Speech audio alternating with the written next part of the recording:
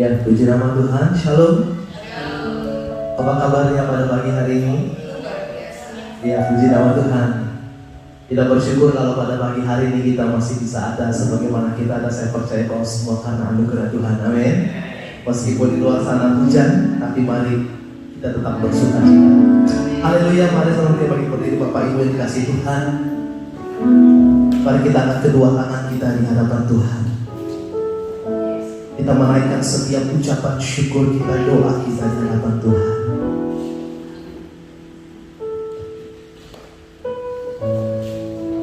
Tidak ada kata yang bisa kami ucapkan selain ungkapan syukur kami yang tidak terhingga Tuhan di hadapan-Mu. Terima kasih Bapa buat penyertaan-Mu dalam sepanjang 1 minggu lamanya. Dalam berbagai hal masalah yang kami hadapi, tapi kami tahu bahwa Tuhan tidak pernah meninggalkan kami. Bukti kalau kami boleh ada pada pagi hari ini Tuhan, semua karena kebaikan-Mu, semua karena anugerah Tuhan. Ajar kami Bapa menjadi pribadi-pribadi yang mensyukuri apa yang Engkau lakukan dalam hidup kami Tuhan. Kami bawa setiap hidup kami pada pagi hari ini di bawah kaki-Mu Tuhan. Kami mau menaikkan setiap penyembahan kami, pujian kami di hadapan Tuhan. Biarlah Bapa Engkau hadir melawat setiap kami, menjamah setiap kami Tuhan. Biarlah kemuliaan Tuhan memenuhi tempat ini. Di dalam nama Tuhan Yesus kami serahkan ibadah kami Bapa dari awal, pertengahan, hingga akhirnya. Dan biarlah jadi sesuai dengan kehendak Bapa di surga. Di dalam nama Tuhan Yesus kami berdoa dan bersyukur. Haleluya. Silakan duduk Bapak Ibu yang dikasihi Tuhan. Kita akan sama-sama menyembah Tuhan pada pagi hari ini. Haleluya Tuhan. Terima kasih Bapa.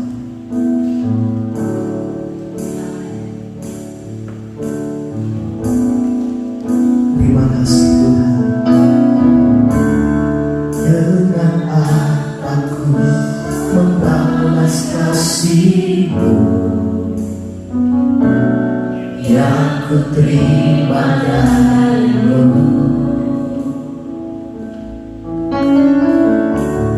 Dengan apa ku membalas cinta-Mu, oh Yesusku.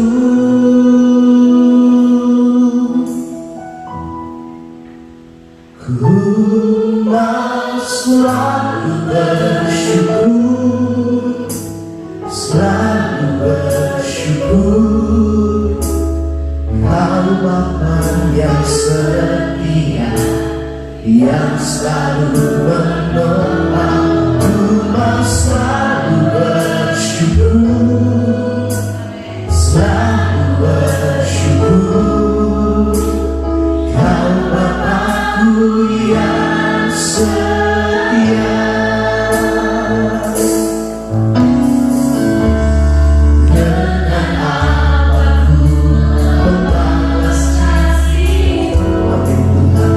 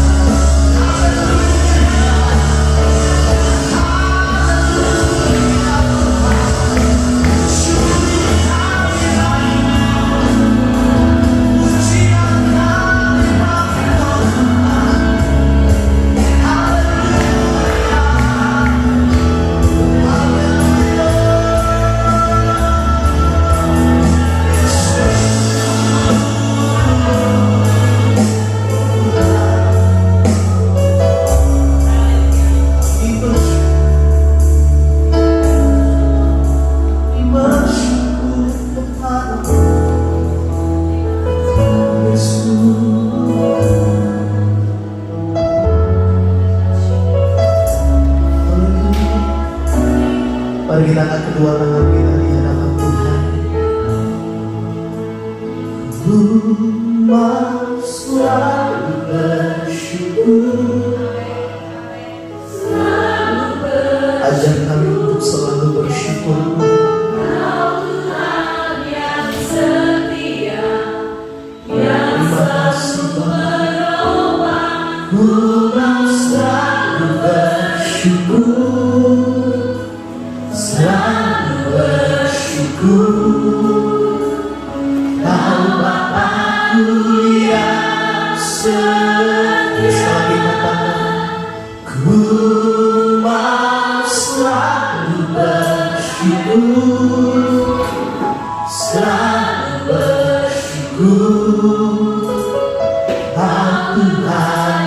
Setia yang selalu menolong, ku mau selalu bersyukur, selalu bersyukur. Kau Bapa-Ku yang setia, Kau Bapa-Ku yang setia.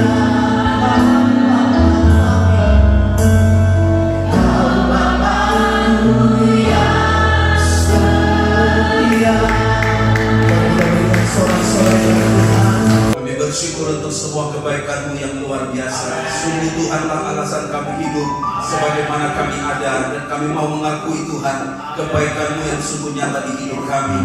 Buka hati kami bagi sabda firman-Mu, karena kami menyadari manusia jasmani kami membutuhkan nasi, tapi manusia rohani kami membutuhkan firman-Mu. Pada firman itu ada kehidupan, pada firman itu ada kuasa. Olehnya Bapa, urapi hamba-Mu dengan urapan Roh Kudus, urapan yang menyegarkan, urapan yang menerobos, sehingga kami percaya di mana ada kebenaran itu memerdekakan setiap kehidupan kami. Sembuhkan yang sakit, kuatkan yang lemah, pulihkan setiap kehidupan kami percaya. Orang yang berjumpa dengan Tuhan dan firman-Nya tidak akan pernah sama kehidupannya. Kami mau duduk mendengarkan kebenaran firman-Mu. Berfirmanlah, berkata-katalah, sebab kami anak-anak-Mu telah siap mendengarkan. Bapa bersabda, dalam nama Tuhan Yesus kami berdoa mengucap syukur. Semua kita yang percaya sorakan tiga kali amin. Amin. Amin. Amin. Beri tepuk tangan yang meriah buat Tuhan kita yang luar biasa. Baik, puji Tuhan. Silakan duduk Bapak Ibu Saudara sekalian yang dikasihi diberkati Tuhan. Terima kasih untuk tim Present Worship yang telah melayani Tuhan bersama-sama untuk memuji dan mempermuliakan nama Tuhan. Apa kabar kita pada hari yang indah ini? Semua katakan luar biasa. Semua katakan mantap. Semua katakan dahsyat. Nah, hari ini tema kita sepanjang bulan adalah yaitu kira-kira bulan ini bulan apa ya? Ini satu pertanyaan yang baik. Bulan, katanya bulan godaan. Saya tahu Bapak Ibu sudah pasti dapat pengantar kenapa disebut dengan bulan godaan. Dan saya punya turn hari ini untuk menyampaikan kebenaran firman Tuhan buat Bapak Ibu. Ada apa kira-kira? Coba kita lihat kepada politik. Pada Muldoko ada godaan, namanya godaan kekuasaan dan godaan kedudukan. Karena apa? Ketuanya masih jelas, ada AHY, ketua tertinggi Dewan Kehormatan SBY, tapi tiba-tiba di Partai Demokrat muncul namanya adalah Muldoko. Wow, kalau Bapak Ibu selalu melihat apa berita dari Indonesia amat sangat menarik. Ada godaan. Dan benar Bapak Ibu, kalau kita melihat kepada sebuah quote yang hebat ini, dia bilang begini, when Reagan is in Chinese, the word crisis itu ada dua kata. Satu ini yang artinya danger dan opportunity. Ada godaan di balik krisis. Godaan apakah waktu kita punya masalah cari Tuhan, atau waktu kita sakit cari dukun, waktu kita punya pergumulan semakin dekat Tuhan, atau waktu kita punya permasalahan semakin jauh dari gereja. Akhir-akhir ini banyak orang Kristen yang semakin punya masalah semakin jauh dari gereja, enak dengan gereja, gak mau ibadah. Karena apa? Bosan dengan khotbah pendetanya, bosan dengan fellowship yang ada, dan itu merupakan sebuah godaan. Tapi ada orang punya masalah, Justru semakin dia dekat Tuhan, semakin cari wajah Tuhan, dan dia melihat bahwa masalah yang ada adalah anak tangga kehidupan untuk dia naik kepada level yang Tuhan harapkan dalam hidupnya. Olehnya Bapak Ibu, ketika Agung Bidyake berdoa, dia bilang begini, Tuhan, jangan berikan aku kekayaan, jangan berikan aku kemiskinan. Sebab ketika aku kaya, aku jadi sombong dan berkata seperti ini, mana Tuhan itu? Di mana dia ada? Aku kaya karena kekuatanku, aku ada duit karena kemampuanku. Jangan berikan aku Tuhan kaya, sebab ketika aku kaya, aku cenderung akan tergoda untuk sombong. Dan yang kedua dia berkata, Agung Bidyake, Tuhan jangan berikan aku kemiskinan. Karena kalau aku miskin, aku jadi mengemis. Aku membutuhkan sesuap nasi, dan demikian aku mencuri, dan ketika aku mencuri, aku mempermalukan namamu. Agung Bidyake sedang berdoa. Di balik kekayaan ada godaan, di balik kemiskinan pun ada godaan. Sehingga dia berkata, jangan berikan aku kaya, jangan berikan aku miskin. Nah Bapak Ibu Saudara sekalian yang dikasih Tuhan, kalau kita melihat di dalam Alkitab, pencobaan Yesus amat sangat luar biasa. Pencobaan yang pertama adalah dia berkata, jika engkau anak Allah, perintahkanlah supaya batu-batu ini menjadi roti. Clear di sana. Jika engkau anak Allah, perintahkanlah supaya batu-batu ini menjadi roti. Pencobaan yang pertama gagal, pencobaan yang kedua muncul. Dia berkata seperti ini, jika engkau anak Allah, jatuhkanlah dirimu ke bawah, sebab ada tertulis mengenai engkau, yang akan memerintahkan malaikat-malaikatnya, dan mereka akan menatang engkau di atas tangannya, supaya kakimu jangan terangkut kepada batu. Setan gak berhenti di pencobaan yang kedua. Dia datang di pencobaan yang ketiga, dan pencobaan yang ketiga dia bilang begini, semua itu akan kuberikan kepadamu jika engkau sujud menyembah aku. Bayangkan Bapak Ibu, Yesus yang adalah Tuhan, Yesus yang kita sembah, tidak lepas dari cobaan, tidak lepas dari temptation. Siapa kita yang berani berkata, aku tidak pernah mengalami cobaan? Tidak ada. Semua kita mengalami cobaan. Baik cobaan itu datang dari orang dekat, orang jauh, maupun orang yang belum jauh di sana. Cobaan itu bisa datang namanya dari keuangan, cobaan itu bisa datang dari kedudukan, cobaan itu bisa datang juga yang disebut dengan dari bos kita, yang kita anggap orang menjadi yang kita hormati, yang kita teladani, yang kita bisa tiru dan kita gugu. Tapi pencobaan, ingat baik, semua orang bisa mengalami. Yesus aja mengalami. Dan yang menarik saya ingin katakan kepada Bapak Ibu, dari 3 pencobaan yang ada. Nah, sedikit beranimasi.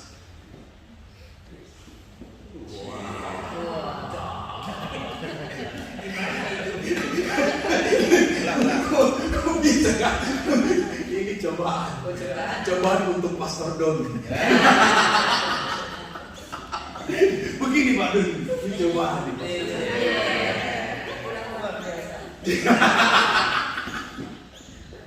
Nah Bapak Ibu dengar baik, ketika Yesus dicobai, yang ketiga mengenai harta, yang kedua mengenai tahta, kira-kira yang pertama mengenai apa?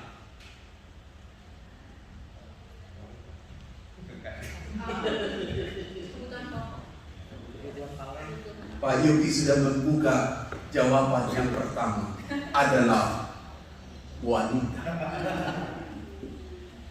Betulkah wanita adalah penggoda? Coba lihat wanita di sebelahmu. Apakah dia penggoda?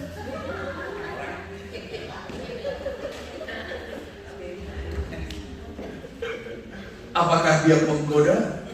Mungkin penggoda dompetmu supaya keluar begitu.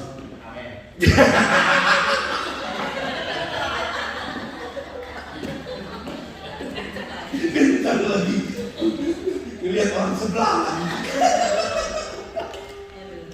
Nah, yang ketiga adalah harta, yang kedua adalah tahta.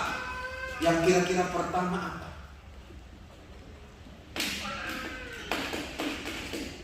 Tadi Pak Yogi sudah membuka, coba Jeffrey, kira-kira yang ketiga. Perut. Berarti bukan wanita. Bukan wanita. Saya mengerti. Ternyata bukan wanita. Kalau disebutkan harta itu mengenai roh. Karena syaratnya begini, sembahlah aku. Itu mengenai roh. Lalu tahta itu mengenai jiwa. Ada yang disebut keserakahan, kemauan, keinginan. Itu yang disebut jiwa. Lalu kemudian pencobaan yang pertama itu adalah mengenai tubuh. Tetapi untuk lebih excellent sedikit, akhirlah dengan kata tak. Kalau perut bukan tak, perut tak. Wanita, kasihan wanita-wanita yang ada di sini. Anda tidak diciptakan Tuhan untuk jadi penggoda. Hai wanita-wanita, katakan amin kuat. Jangan bilang wanita sumber dosa ya. Tolong, kalau Anda bilang wanita sumber dosa, Anda pulang dari sini, tahulah bahwa Anda akan melihat tubuh kosong saja. Lihat bukan tempe lagi, dia tak tahu lagi. Paling tinggi, tempe lagi, tahu lagi.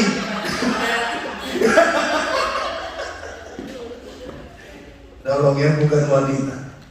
Kira-kira apa ya tadi itu? Mata. Wah, bagus. Sudah mulai kreatif mencari godaan mata. Karena biasanya ada istilah lapar mata.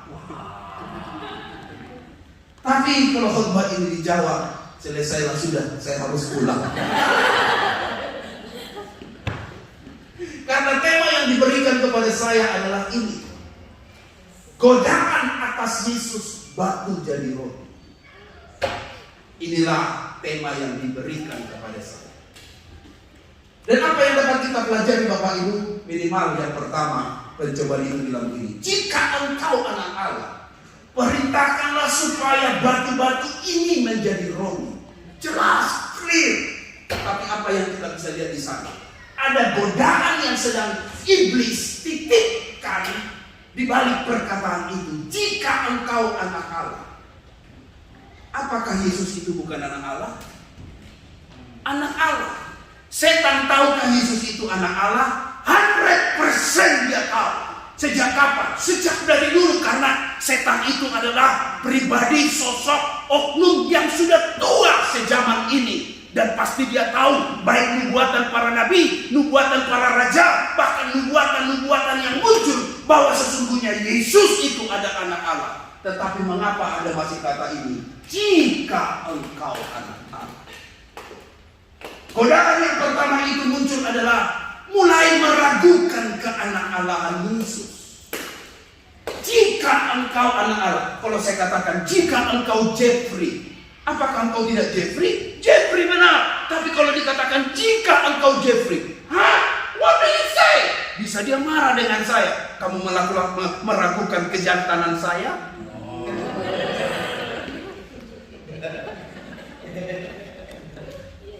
Tidak perlu, tapi saya katakan engkau adalah Jeffrey, engkau adalah anak Allah.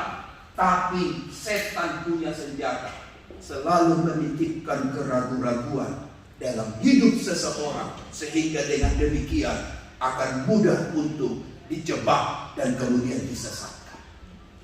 Nah Bapak Ibu, kalau kita melihat di dalam bagian ayat ini, wanita ini, Hawa pun demikian. Tuhan sudah berfirman, jangan engkau makan dari buah pohon itu, yang lain bisa kau makan. Tapi masih ada kata iblis berkata begini, tentulah Allah berfirman, semua pohon dalam taman ini jangan kamu makan buahnya. Bukan? Ada kata bukan? Itu sebuah kalimat tentang mulai menanamkan benih keraguan. Bahwa Tuhan yang berfirman itu, dia tidak berfirman 100% betul. Dia yang berfirman itu adalah firman-Nya, tidak harus untuk engkau taati. Bukan, kata bukan itu sedang bicara tentang keraguan-raguan. Dan benar Bapak Ibu, wanita ini akhirnya tergoda. Sampai akhirnya dia berkata, buah pohon taman ini boleh kami makan. Tetapi tentang pohon yang ada di tengah-tengah taman, Allah berfirman, jangan kamu makan ataupun raba buah itu, nanti kamu mati. Ayat 4, sangat jelas dia berkata, sekali-kali kamu tidak akan mati. Mulai muncul keraguan-raguan. Kamu tidak akan mati. Tuhanmu itu pendusta. Kamu tidak akan mati. Firman-Nya itu hanya separuh benar, separuhnya salah. Bukan. Kata bukan itu sedang bicara tentang menanamkan benih keraguan. Ini yang saya mau katakan kepada Bapak Ibu, bahwa seorang Romo Abba, dia munculkan sebuah YouTube yang berjudul ada 4 penyebab gampangnya orang Kristen jadi mualaf. Tahu Bapak Ibu apa poin yang pertama diucapkan? Dia bilang begini, tidak mampu menjawab pertanyaan tentang keyakinan iman. Iman itu dijawabnya nggak pasti. Siapakah Yesus menurutmu? Ya, Yesus itu kata pastor saya adalah Tuhan. Kata kamu, ya bisa Tuhan, bisa hantu. Hah? Ketika ditanya lagi apakah betul Yesus adalah anak Allah, bagaimana disebut Allah itu beranak? Siapa yang memperanakannya? Bagaimana persetubuhannya? Lalu kemudian dijelaskan dengan Allah Tritunggal. Allah itu adalah 3. Berarti engkau tidak menyembah kepada Tuhan yang Maha Esa. Sila pertama adalah ketuhanan yang Maha Esa. Dan kemudian yang disebut dengan monoteisme. Berarti orang Kristen menyembah politeisme. Poli artinya banyak Tuhan. Ada Yesus, ada Bapa, ada Roh Kudus. Dan ketika engkau ditanya, mulai akhirnya muncul keraguan-keraguan. Dan saat keraguan-keraguan datang, akhirnya adalah menjadi mualaf. Bukan lagi shalom, namanya shalom arhim, tapi shalom walaikum. Dulu shalom Elohim, sekarang shalom walaikum, walaikum shalom. Bapak Ibu saudara sekalian yang dikasihi Tuhan, keraguan-keraguan. Kenapa hancurnya sebuah hubungan? Karena engkau boleh yang gak yakin cinta suami.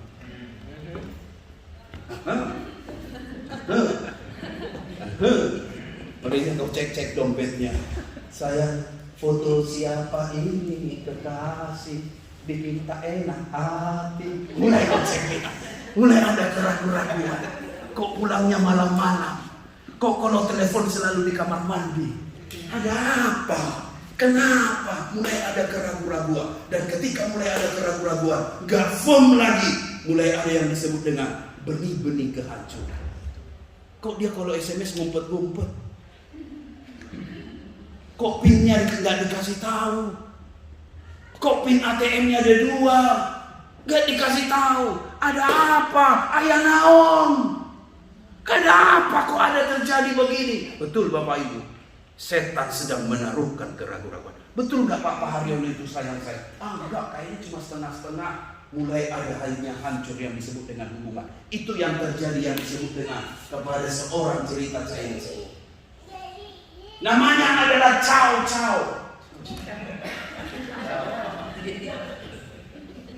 Saya berharap jadi saya betul. Karena saya tidak salah menikahi seorang wanita Tionghoa. Ciao.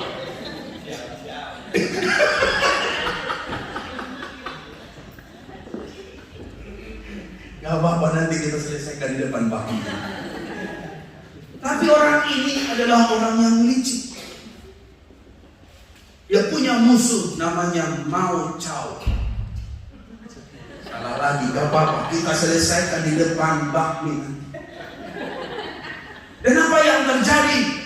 Si Ma Chao ini sangat kuat. Dia punya paman ahli strategi perang dan dia jago perang. Dan kedua orang ini nyatu ponakan sama paman, dikalahkanlah si raja ini. Setiap pertempuran selalu kalah. Dia putar otak, dia bilang, kok bisa saya kalah? Hebat sekali ini orang. Tapi dia sadar, musuh terbesar bukan di luar, tapi di dalam. Apa yang dibuat? Dikirimnyalah surat kepada pamannya si Mao Chao tadi itu. Lalu kemudian surat itu tidak clear. Ada buram-buram dan ada coret-coret, blur. Dan ketika dia dapatkan surat itu, kok ada coret-coret. Dan ketika ditaruhkan di meja, keponakannya membaca. Dia bilang, paman dapat surat dari si Cao sana. Lalu kemudian, ini surat kok. Berarti paman sedang menghapus sebagian isi surat ini. Saya udah gak percaya sama paman. Paman pasti ada persekongkolan dengan dia. Dan terjadi akhirnya hubungan itu retak. Dan ketika hubungan itu retak, si raja ini pun tahu. Dan akhirnya serangan dimunculkan, serangan dibuatkan. Dan kemudian kerajaannya ini menang dan si musuh menjadi kalah karena benih keraguan. Ini yang saya katakan kepada kita Bapak Ibu Saudara sekalian yang dikasihi Tuhan, bahwa dikatakan kepada kita setan menghancurkan hubungan dengan benih keraguan. Adakah kau percaya saudaramu dia mengasihi engkau? Kalau kau mulai ragu, hubungan itu mulai hancur. Tahukah inti kekristenan bukan hanya datang ke gereja bawa Alkitab punya kalung salib? Kekristenan artinya relationship. Bicara relationship, hubungan, kekuatannya adalah satu trust satu dengan yang lain. Kalau engkau sudah tidak bisa trust dengan pasangan, hubungan pun mulai hancur. Dan ketika hubungan mulai hancur, retak, berkeping, dan akhirnya menjadi sesat. Saya mau katakan buat kita Bapak Ibu, sadarlah, ada godaan si iblis yang sedang menaruhkan keraguan-raguan di setiap hubungan kita. Tapi engkau harus firm dan berkata, saya tahu suami saya bukan karena kata orang, saya tahu istri saya bukan karena mertua saya, tapi saya mengenal suami saya tahu istri saya mengenal Tuhan saya, karena saya tahu firman-Nya yang mengatakannya bahwa Dia Tuhan adalah Tuhan yang bisa dipercaya dan layak dipuji dan dipermuliakan. Tepuk tangan buat Allah kita yang luar. Ini yang saya mau katakan buat Bapak Ibu. Apa kata Alkitab tentang dirimu kau harus yakin. Jangan engkau ragu. Sebab ketika engkau sudah mulai ragu, itu yang membuat akhirnya jadi hilang semangat. Tuhan yang berkata bahwa kita ini adalah ciptaan baru. Katakan ciptaan baru. Yang lama sudah berlalu, sesungguhnya yang baru sudah muncul. Kalaupun setan sedang bicara masa lalumu, Tuhan sedang bicara masa depanmu. Itu yang saya mau katakan. Setan yang suka korek-korek masa lalumu, engkau kan penzina, engkau kan penjudi, engkau kan penjahat, engkau kan tukang tipu. Itu setan suka bicara itu. Tapi dengar, engkau harus dengarkan kepada Tuhan yang hari ini berkata, engkau adalah new creation, ciptaan yang baru di hadapan Tuhan. Yang lama sudah berlalu, sesungguhnya yang baru sudah muncul, dan engkau adalah pribadi yang diberkati oleh Tuhan. Amin. Setan yang suka korek-korek itu, setan yang suka mulai menaruhkan keraguan itu, engkau gak bisa apa-apa, gak mungkin engkau jadi orang rohani, pasti engkau orang rohana, bukan rohani, rohana. Tapi engkau bisa berkata poin yang ketiga, aku orang yang dipilih oleh Tuhan. Saya dipilih oleh Tuhan, ngomong aja gak betul, baca firman aja begitu, gak rajin aja berdoa. Engkau bukan dipilih karena engkau punya kelayakan, tapi engkau dipilih oleh karena anugerah Tuhan yang luar biasa. Amin. Kita dikasih Tuhan bukan karena kita baik, kita dikasih Tuhan bukan karena kita orang benar, kita dikasih Tuhan adalah because only by His grace, oleh karena anugerahnya. Kita diselamatkan bukan karena amal perbuatan kita diselamatkan bukan karena kita rajin ke gereja. Dan kita rajin ke gereja untuk apa Pak? Karena itulah buah dari keselamatan kita. Kita datang beribadah bukan karena kita mau masuk surga, tapi kita masuk ke gereja adalah karena kita tahu sebagai teladan lifestyle-nya orang kerajaan surga adalah dia rajin beribadah kepada Tuhan. Amin Bapak Ibu. Amin Bapak Ibu. Ubah paradigma itu. Lihat kepada kebenaran Tuhan, bahwa kita ini adalah anak Tuhan. Katakan bersama dengan saya anak Tuhan. Saya orang yang diberkati Tuhan. Tuhan adalah Bapa saya, dan saya mau jadi berkat. Berikan tepuk tangan yang mulia buat Tuhan. Kalau kita anak Tuhan kan lain jalannya, tambah mantap. Amin. Amin. Walaupun ada masalah sebelah kanan, masalah sebelah kiri, dengar kabar dari Indonesia, apa kabar? Jawabmu tetap luar biasa. Amin. Amin. Orang tanya apa kabar? Mantap. Walaupun mungkin duit belum ada, tak apa-apa, utang belum bayar, puji Tuhan. Amin. Haleluya. Harus semangatnya begitu. Jangan anak Tuhan loyo-loyo. Apa kabar? Masih hidup. Lemas banget. Apa kabar? Masih hidup. Apa kabar? Masih napas. Apa kabar? Mau pulang Indo. Kok gitu aja gampang nyerah? Hadapi. Bagi saya masih simpel aja. Urusan surga aja bisa kita urus, masa urusan bumi gak bisa diurus? Gitu. Masa urusan surga kita urus, urusan jual mobil gak bisa?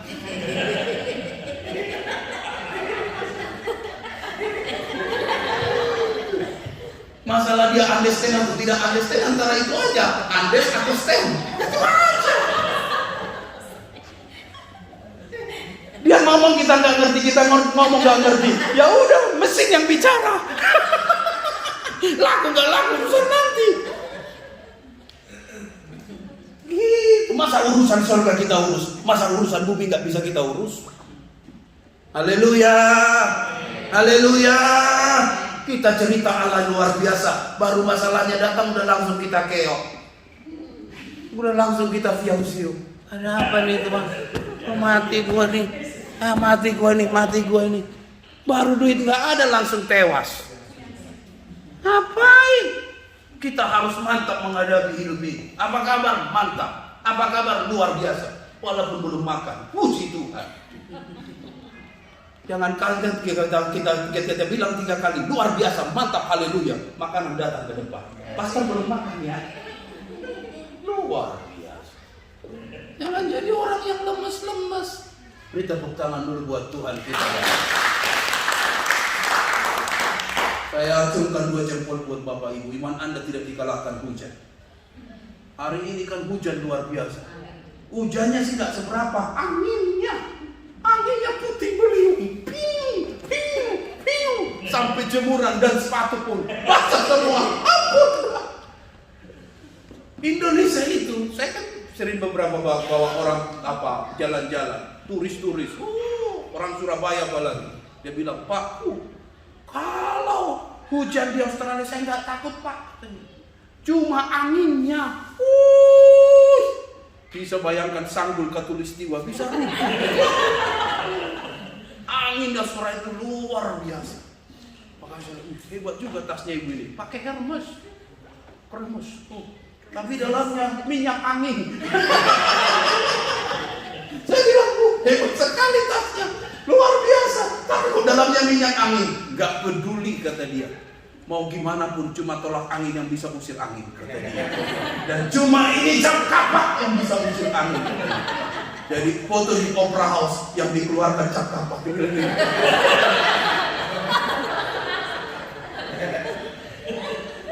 Itu kan malu nanti boleh. Gak peduli kata dia. Yang bisa lawan anginnya orang Australia cuma aja namanya kata tolak angin sama cap kapak kata dia. Baunya luar biasa. Orang Indonesia itu kan nggak tahu sama namanya hujan. Yang paling takut cuma angin. Angin itu langsung bikin meriah.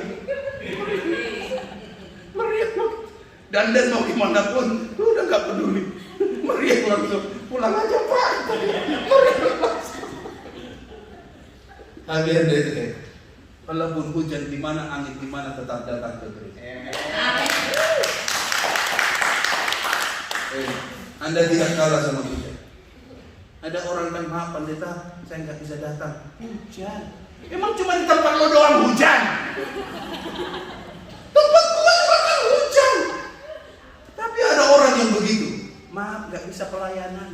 Hujan. Ampun dah. Gimana mau cerita luar biasa? Kalau hujan aja nggak bisa dilawan dan dikalahkan, tapi ada luar biasa. Hebat hari. Saudara. Luar biasa. Tepuk tangan yang kuat lagi buat Tuhan. Yang kedua, ayat ini bilang begini. Jika engkau anak Allah, perintahkanlah supaya batu-batu ini menjadi roti. Saya garis bawahi kata roti. Kenapa roti? Karna bicara makanan. Yesus pada waktu itu sedang lapar. Godaan kepada makanan tentu sangat-sangat kuat. Namanya juga lapar. Dan benar Bapak Ibu, kalau kita mempelajari bahwa bukan saja Yesus, Esau pun menjual hak kesulungannya karena makanan. Sebab dia sedang lelah dan dia lapar. Baru pulang dari berburu. Tiba-tiba ada Yakub yang sedang memasak. Namanya adalah kacang merah di sana. Dan kemudian Yakub berkata, jualan dulu hak kesulunganmu itu. Lalu dia berkata, aku akan mati. Dan kemudian Alkitab mencatat, dia memandang ringan dengan hak kesulungan itu. Dan kemudian dia menjual dan menukar hak kesulungan itu dengan semangkuk kacang merah. Karena makanan. Benar Bapak Ibu? Kenapa orang susah mau diet? Karena makanan. Indonesia itu kan gampang dicari orang Indonesia. Cuma ada 3 rumah untuk orang Indonesia. Kalau dia nggak ada di rumah Tuhan, di rumah makan. Kalau nggak ada di rumah Tuhan, di rumah makan. Terakhir di rumah judi. Pak Pendeta tahu dari mana? Ya saya tahu aja. Kalau dia nggak ada di rumah Tuhan, di rumah makan, pasti dia main judi. Dan tahu Bapak Ibu, banyak kali kita jatuh dalam dosa urusan makan. Bisa akhirnya ribut pulang. Udah makan belum? Belum. Gua nggak mau makan lagi. Marah setengah mampus. Dan kemudian pulang, nggak jadi apa-apa. Hari ini sedikit kita diskusi. Bagaimana cara agar kita bisa menang atas dosa karena makanan? Laki-laki itu maaf. Saya berharap cuma saya. Kalau saya sudah lapar, lurus jalan itu susah mau lurus. Gak tahu kenapa itu. Bawaan lahir mungkin ya. Bawaan lahir mungkin ya. Atau mungkin cuma orang Batak begitu ya. Yang Batak yang satu gitu. Asal sudah lapar, itu jalan susah mau lurus itu. Maunya emosi aja. Mau penumpang pakai parfum Chanel pun gak bau gitu. Yang bau adalah makanan itu. Shalom. Shalom. Saya turun, saya mau makan dulu. Saya mau katakan buat Bapak Ibu, maaf, sering kali kita di restoran, secara khusus masalah makanan, kita sering kali nggak menang. Selalu kita marah lah di restoran, padahal pakai baju jas dari gereja. Hanya pelayannya sarang asing. Do you understand? Understand do you? Or do you understand? Atau stand and understand do you? Kita marah setengah mati. Where is your manager? Nah ini orang-orang Australia itu selalu begitu. Apa-apa argue, apa-apa marah, apa-apa komplain. Bahkan itu menular kepada orang gereja, khususnya orang-orang Indonesia. Sering kali ribut di restoran, bikin malu. Udah Inggrisnya nggak jelas, ribut lagi. Udah Inggrisnya nggak jelas, kita yang dengar bosan. Apa bag of flower? This is not delicious because my body is not delicious. Waduh, kok badan gua nggak enak kata dia. Because I'm now half die kata dia. Half die, half die. Apa maksudnya half die? Maksudnya setengah mati. Half die. Udah Inggrisnya nggak jelas, marahnya pun bukan main. Nah ini sedikit kita diskusi Bapak Ibu. Bagaimana supaya kita ini bisa jangan berdosa karena makan. Ya Pak Iwan ya. Pak Iwan ini cukup dia punya tips-tips untuk itu. Mungkin Pak bisa kasih satu statement buat kita Pak. Bagaimana caranya supaya kita jangan berdosa waktu kita sedang makan di restoran? Mau makan ajak pendetanya Pak. Wah ini bagus nih. Tadi udah dipesan soalnya. Mau makan aja pendeta. Pendetanya darah tinggi. Ini poin minimal ada wasit, ada referee. Kalau kemana ada pendeta. Hai. Tadi nunjuk ini sekarang suara. Hai. Excuse me, cabenya mana? Cabe. Banyak orang marah di restoran loh. Sorry to say. Saya berharap kita bisa lulus. Mungkin belum lulus, minimal lolos. Supaya kita jangan banyak dosa karena makan. Pak Iwan memberi suggest minimal ada referee. Ajak pendetanya. Wah, boleh sekali. Coba kalau Ibu Vina dulu. Isi tambahkan dia. Karena saya lihat dia punya Instagramnya kuliner. Setiap kali foto cerah. Nggak tahu cuma yang di foto itu yang ditunjukin, yang lain nggak. Pak Pendeta ini tahu aja. Tapi minimal ada tips mungkin Ibu bilang. Gimana supaya kalau di restoran kita jangan emosian, tingkat tinggi, marah-marah. Coba silakan. Restoran cepat saji.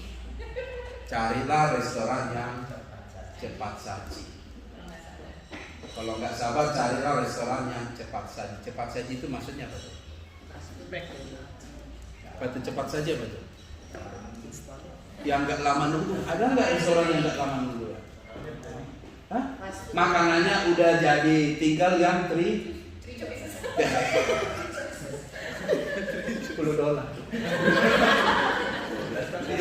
ya? Naik ya?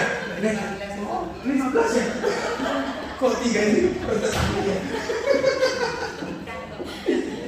Iya, carilah restoran yang sudah masak sehingga langsung gampang pilih. Karena memang bisa darah tinggi, kita kurang sabar, kita nunggu. Serius. Apalagi udah putar-putar, baru datang, langsung dilayani. Kita, saya tadi duluan dari dia. Saya duluan. Ada nama saya. Tapi kok dia makan duluan? Bisa marah. Saya serius. Dan itu sangat marah, apalagi di Australia. Komplainnya, kalau queue-nya dipotong. Udah kayak dia malaikat super benar sedang bawa barang. Do you understand?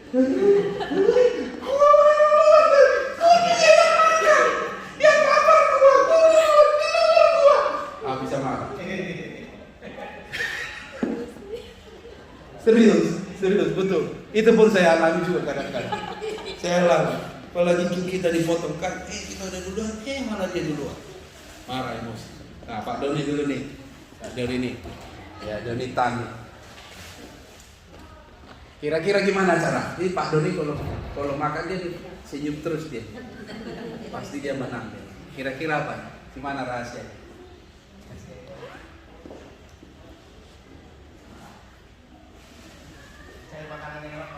Cari makanan yang enak. Cari makanan yang enak. Yang enak itu selalunya lama.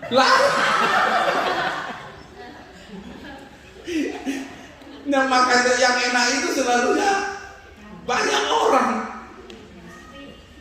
Cari makanan yang enak. Iya apa? Cari makanan yang enak.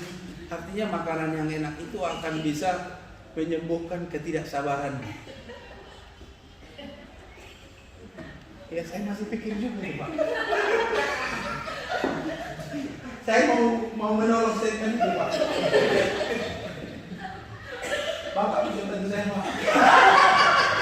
Baru ini pertemuan minta bantuan.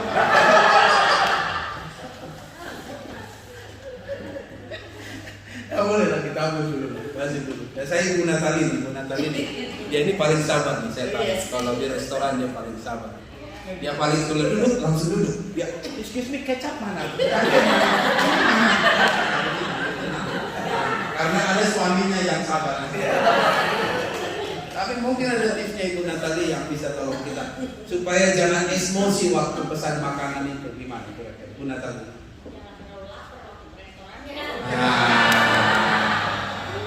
Jangan terlalu lapar waktu mau ke. Tapi biasanya kalau jangan terlalu lapar, jangan-jangan dia nggak mau beri customer, mau nonton bioskop.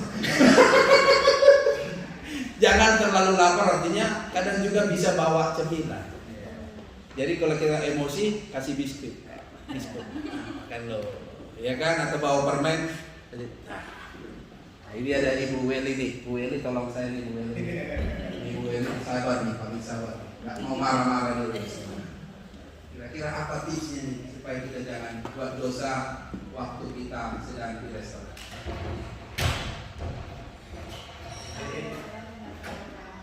Cari restoran yang tidak terlalu ramai. Urusan enak atau enggak enak urusan kedua. Tapi cari restoran yang enggak terlalu ramai. Waktu makan enggak enak, tambah marah.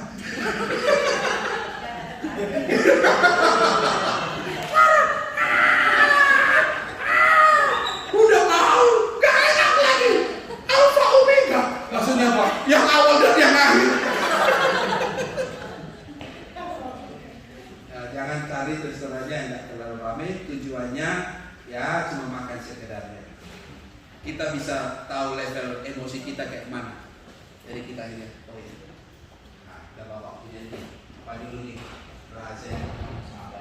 Sabar ya.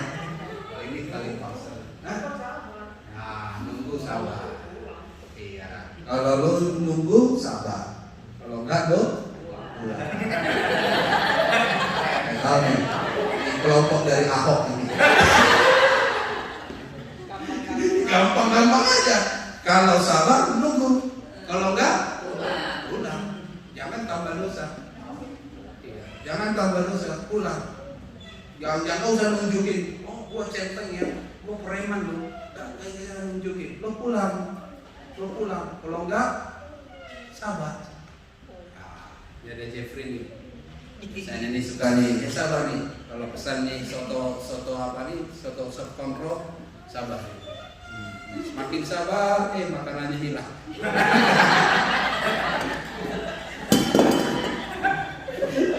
Tapi Jeffrey pasti ada rahasia nih, apalagi memerhatikan orang-orang. Ini buset dah, ini rohani sih di gereja. Tapi kalau pesan makanan kayak setan. Pasti pernah lihat kan? Saya pernah lihat begitu. Mungkin yang kamu lihat sama yang saya lihat sama-sama orang bisa. Coba Jeffrey, gimana caranya? Cicipin makanan orang. Cicipin makanan orang. Cicipin makanan orang. Iya saudara. Orang Palembang bilang enak baik.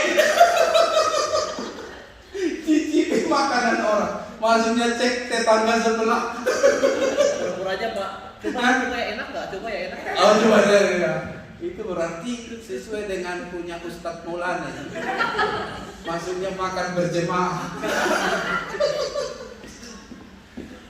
Sekali lagi Bapak Ibu, tidak mudah kita menang atas dosa karena makan. Serius saya katakan. Karena bicara perut itu bicara mengenai selera. Seringkali beda. Kita maunya ini, kita maunya itu. Apalagi ngajak istri yang punya jawaban. Kita ke restoran mana? Terserah. Oh itu itu jawaban. Mengalahkan tingkat dewa itu. Kita makan kemana? Jawabnya apa? Terserah. Aduh, itu jawaban paling susah ditafsir oleh doktor teologi sekalipun. Sebab ketika kita sudah ambil keputusan, dia bilang, kok cuma ke restoran ini? Tadi bilangnya apa? Terserah. Kita bawa makanan yang seperti ini, dia bilang, gak enak ini. Masa ordernya pesannya cuma yang kayak gini? Tadi ngomongnya terserah. Janganlah ngomong terserah. Apalagi ada wanita yang punya senjata powerful, pamungkas seperti itu, yang ngomong terserah. Oh itu memang susahnya bukan main. Selalu saya bilang sama istri saya, kita rapat dulu sebelum kita pergi ke restoran. Sebelum rapat tentukan dulu ketua panitianya. Sebab saya paling gak suka mendengar ada wanita berkata terserah. Dan habis terserah, kita bawa ke restoran, langsung kita diomelin, dimarah-marahin. Jangan bawa ke situ sekali lagi. Lo tadi ngomongnya terserah, kok dikasih pizza nggak mau. Tapi kita ngomong kan terserah, maksudnya adalah yang selera gua. Ngomong dong dari tadi bakso. Masa dikasih pizza nggak mau, dikasih pisang goreng nggak mau. Tahu-taunya bakso, ngomong dong dari tadi. Nah, kadang-kadang Bapak Ibu, sering karena makanan kita jadi berdosa. Nah ini yang Yesus antisipasi dengan 3 jawaban dari kitab Amsal benar. Baca bersama 1, 2, 3. Jangan ingin akan makanannya yang lezat, itu adalah hidangan. Berarti hidangan yang lezat itu adalah masa. Apa maksud ayat ini? Apakah hidangan yang lezat itu menipu? Berarti kalau kita pergi ke restoran yang kita suka, lalu kita sedang tertipu? Ayo gimana cara menafsir ini Bapak Ibu? Apakah ada yang salah dari ayat ini? Baca sekali lagi 1, 2, 3. Jangan ingin akan makanannya yang lezat, itu adalah hidangan. Apakah yang enak itu? cenderung menipu?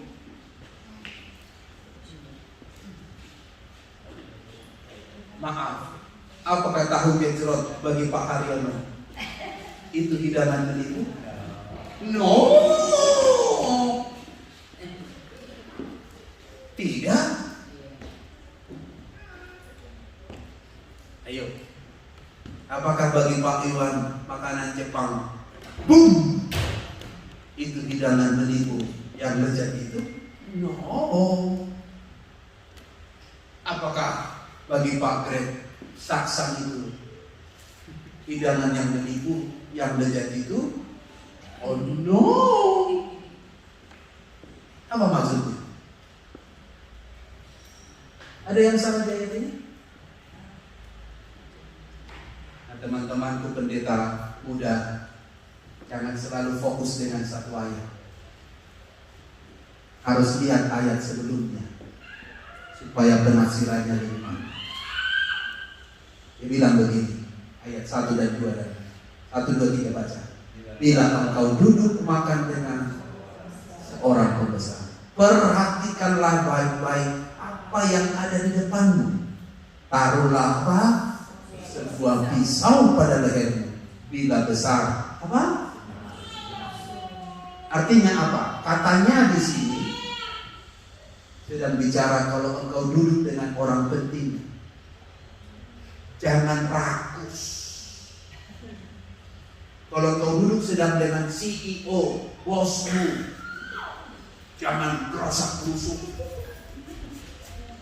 Kamu harus jaga, karena engkau sedang diperhatikan. Amin Bapak Ibu. Amin Bapak Ibu. Kalau engkau sedang duduk dengan partner bisnismu yang kamu hormati, pembesar, dengan menteri kah atau dengan mayor kah atau dengan siapapun yang kau anggap pembesar, hati-hati, jangan besar nafsu, karena makanan yang lezat itu menipu. Ada orang yang perhatikan kamu sampai akhirnya gak jadi ditanda tangan. Karena apa? Itu kalau makan gelojo, awati gelojo. Itu kalau makan rakus. Itu kalau makan gak tahu diri, ngambil duluan, makan udah habis, kayak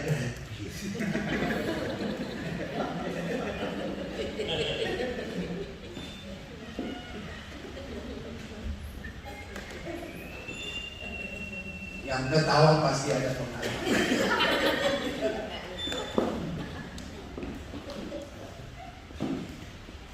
Makanya nasihat pertama adalah, baca bersama, jangan jual integritasmu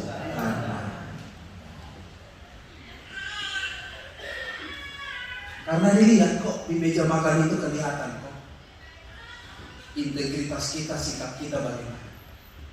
Apakah kita langsung buru-buru ambil, atau kepada Cik dan Kok kita bilang, ayo Cik, ayo Kok, ayo Cik. Kelihatan integritasmu siapa. Apalagi engkau seorang hamba Tuhan, duduk makan langsung. Tinggi gunung, lebih tinggi dari gunung Kinabalu. Luar biasa. Langsung dia bilang, mari kita berdoa bersama sambil berjaga-jaga. Dia berdoa langsung jaga ayamnya supaya jangan hilang. Orang lihat, ini hamba Tuhan atau hamba makanan. Jangan jual integritasmu karena makanan. Amin. Biar ikut prinsip Pak Iwan. Lapar masih di sana, nyambung Indomie di rumah. Jangan lapar di restoran, ketemu orang langsung balas dendam. Biarkan setengah permainan. Kita lanjutkan dengan Indomie rasa ayam kalasan, rasa rendang. Wah, kita selesaikan di rumah sepuas-puasnya. Tapi kalau engkau duduk dengan pembesar, hati-hati. Apalagi kau duduk dengan bosmu, kau harus taruh pisau. Tapi jangan on, Baru makan langsung ambil pisau. Excuse me, saya bisa pinjam pisau, langsung taruh di sini. Goblok namanya itu. Bukan itu maksudnya. Taruh pisau itu artinya kau berjaga-jaga. Kau makan sedang diperhati. Oh hebat, luar biasa firman ini. Beri tepuk tangan dulu buat firman. Hebat sekali firman. Yang kedua, Amsal ini hebat. Baca bersama 1, 2, 3. Jauhkanlah daripadaku kecurangan dan kebohongan. Jangan berikan kepadaku apa? Kemiskinan dan keras. Biarkanlah aku menikmati makanan yang terjadi. Apa maksudnya? Belajar ada pengucapan syukur. Kalaupun hari ini cuma makan, tadi saya sebut tahu gejrot, puji Tuhan. Kalau kita setia dengan ucapan syukur, tahu gejrot pun besok bisa berubah menjadi gulai ikan, gulai ayam, gulai kambing. Tapi kalau yang ini pun engkau tidak bisa mengucap syukur, bagaimana Tuhan mau percayakan kau hal yang ini? Makanya kenapa kita disuruh berdoa sebelum makan? Very simple jawabannya, supaya ada pengucapan. Mungkin istrimu menyediakan gak seperti yang kau mau, 4 sehat 5 sempurna dengan keterangan-keterangan lainnya. Tapi kalau ada rasa ucapan syukur, Mami, thank you ya. Kau nangis kamu melihat ayam sana, sudah kurus, dingin lagi. Tapi dengan pengucapan syukur bisa berbeda rasanya. Tapi kalau dengan marah-marah, kesal, yang jadi adalah ayamnya pun kesal, lihat lo. Lo nggak hidup buruk, ada orang nggak ada nasi, nggak ada lauk. Lo masih ada lauk, masih ada nasi, nggak bisa bersyukur. Makanya Bapak Ibu, belajar mengucap syukur. Yang ketiga, Amsal ini hebat. Dia bilang begini dengan kalimat yang hebat. Baca bersama 1, 2, 3. Lebih baik sekerat roti yang kering disertai dengan ketentraman daripada makanan daging serumah disertai dengan. Bisa Bapak Ibu bayangkan daging serumah. Tapi kalau ada perbatahan, jadi gak enak. Tapi hanya sekerat roti kering disertai ketentraman.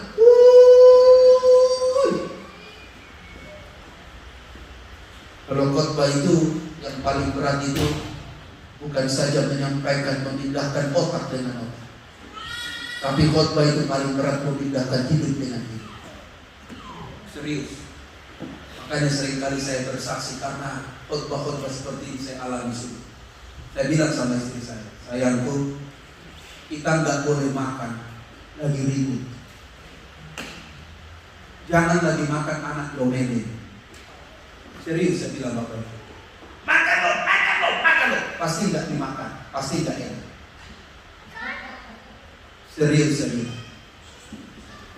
Kalau lagi makan, usahakan tenang. Amin. Amin.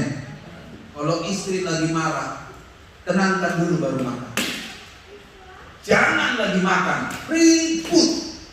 Pasti saya bilang begini, maaf sayangku, restoran Cina masih buka.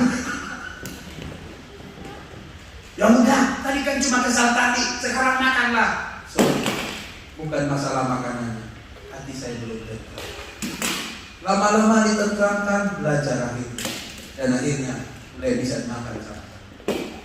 Anak gak boleh dimarahin lagi makan. Kalau lagi marah, pasti gak ada enak. Serius saya bilang, saya gak bohong, serius. Kalau udah pesen makanan sehebat apapun, gak enak. Gak tahu kalau cuma itu dasar, tapi saya tahu itu diri kita semua. Makanya usahakan tentang. Karena apa? Ayatnya bilang begini Bapak Ibu, 6:13, baca bersama. Makanan adalah untuk perut dan perut untuk makanan, tetapi keduanya ayam dan Bapak.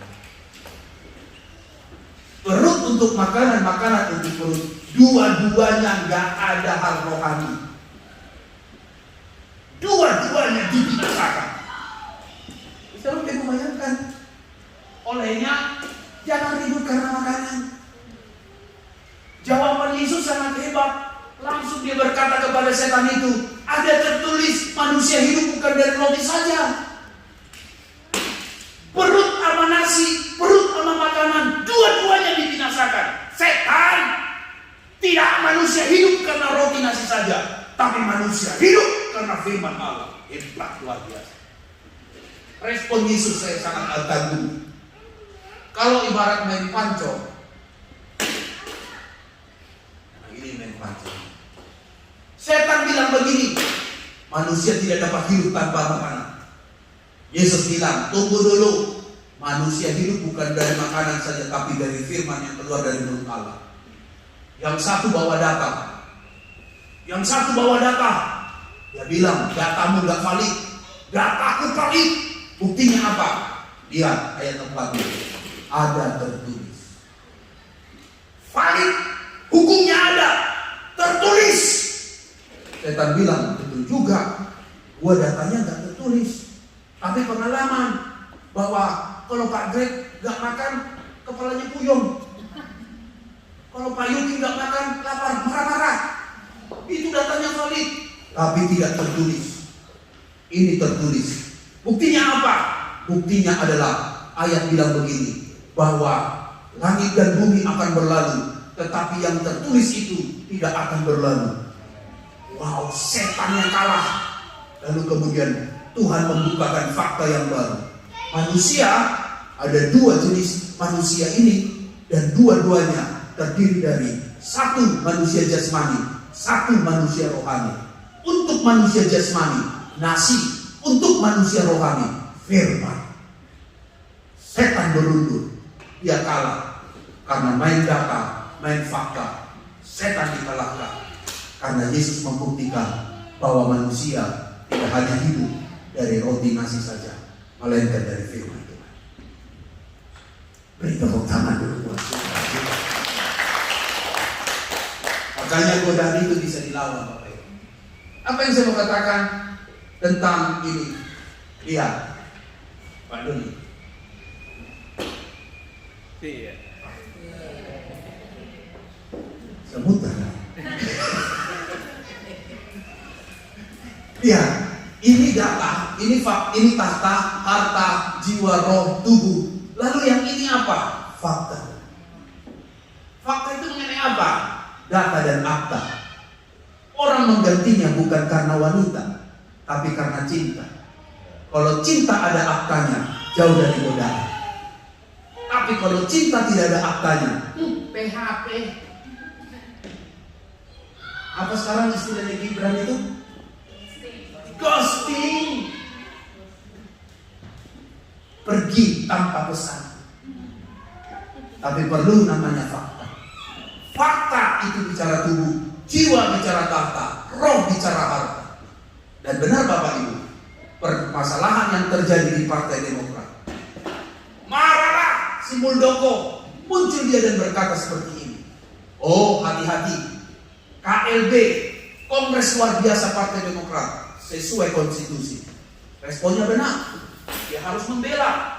Godaan berkata, ngapain lagi Muldoko mau menjadi ketua partai yang bukan dia mendirikannya? Dia membalas dengan respon. Dia bilang, tidak. Kongres ini konstitusi. Oh, mereka bilang, tidak. Kita naik ke atas, cari bosnya. Siapa bosnya? Menteri Kehakiman dan HAM. Menteri Kehakiman dan HAM bilang begini, kami akan bertindak profesional sesuai dengan ketentuan undang-undang yang berlaku. Lihat di sini, data melawan data, fakta melawan fakta. Pengadilan akan menentukan partai mana yang resmi di dalam pemerintah. Godaan bisa diminimalis, diperkecil, ditentukan, dijelaskan melalui data fakta yang ada. Oleh ini saya mau katakan kepada Bapak Ibu begini, penutup. Yesus menang atas godaan itu karena dia punya fakta yang sangat luar biasa. Dibuktikan, baik faktanya melalui ada tertulis, dan faktanya manusia hidup bukan dari roti nasi saja, manusia jasmani, manusia rohani. Dan Yusuf pun membuktikan ini. Dia bilang, Apakah mungkin aku melakukan dosa yang besar ini di hadapan Tuhan? Bayangkan Yusuf yang digoda. Dia mengeluarkan satu fakta. Aku ini kan anak Tuhan. Masa aku berzina dengan istri Potifar? Dia lari tinggalkan istri Potifar. Dan bajunya ditarik oleh istri Potifar. Dia menang atas godaan. Sama juga dengan Ayub. Ayub digoda, hartanya habis, semuanya habis.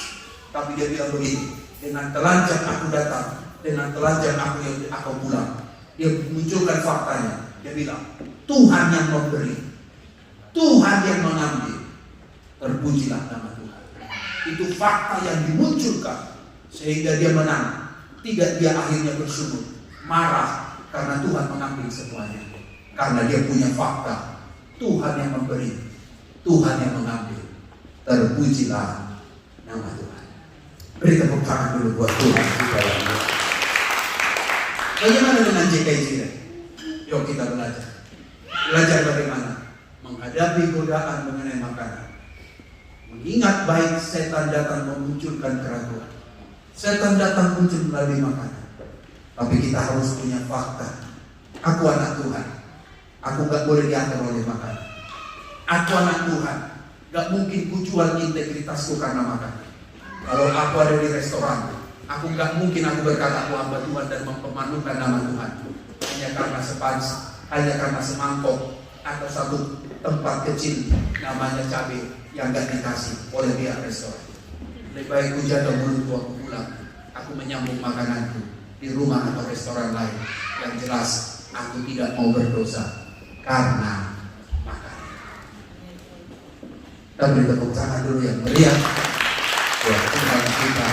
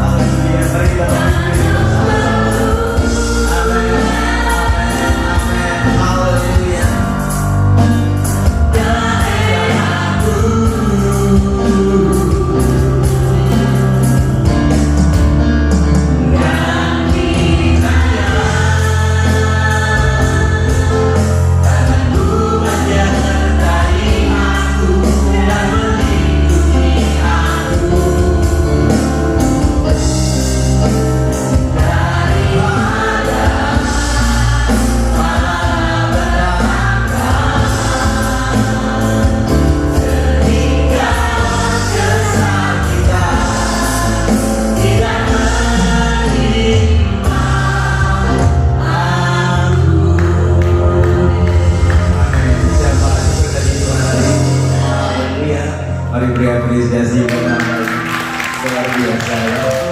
Kita boleh menikmati kasih dan anugerah Tuhan. Dan saya berharap Bapak Ibu terus mengingat apa yang kita pelajari hari ini. Manusia tidak hidup dari roti saja. Kalau roti itu zaman dulu. Kalau buat kita manusia tidak hidup dari nasi saja, tetapi dari setiap firman Tuhan. Saya suka sekali akan itu, ya, supaya kita selalu ingat bahwa Tuhan itu setia, bahwa Tuhan itu bisa kita percaya. Ya, 40 tahun di padang belantara, bangsa Israel diingatkan oleh Musa.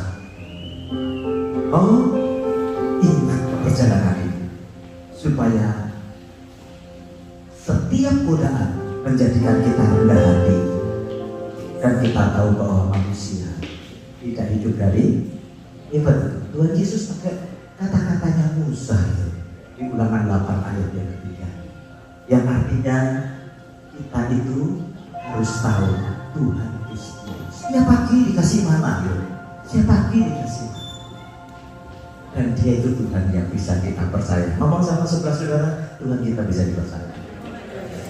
Kalau tadi Pak Krit berkata kita anak Tuhan, Tuhan kita itu bisa dipercaya. Ya kan? Persoalan kecil tetap Tuhan kita bisa dipercaya. Amin. Mari kita angkat tangan kita di hadapan Tuhan. Bapak Surgawi, sekarang tumpahkan tangan kita setiap kami, baik yang di tempat ini maupun yang ada di luar sana mengikuti acara streaming online, biar setiap kami tahu bahwa sungguh manusia tidak hanya hidup dari roti saja, atau dari nasi saja, atau dari kebutuhan-kebutuhan pokok saja, melainkan hidup karena firman. Tapi sudah dikasih Tuhan Allah dengan membawa berkat yang besar bagi Allah Bapa, cinta kasih dari Tuhan kita Yesus Kristus, dan persekutuan di dalam Roh Kudus menyertai kita sekalian sekarang akan sampai selama-lamanya. Semua kita berkata dengan kuat, itu berkat yang paling baik, saudara.